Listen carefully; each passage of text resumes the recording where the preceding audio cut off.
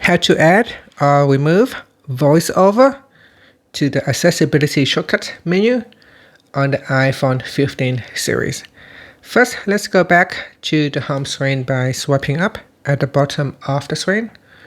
And on the home screen, tap on Settings.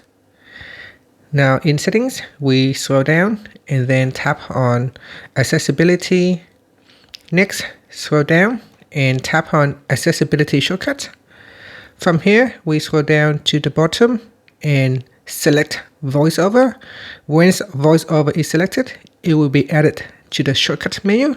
So if I triple click on the side button to open up the menu, you can see VoiceOver is available in this menu.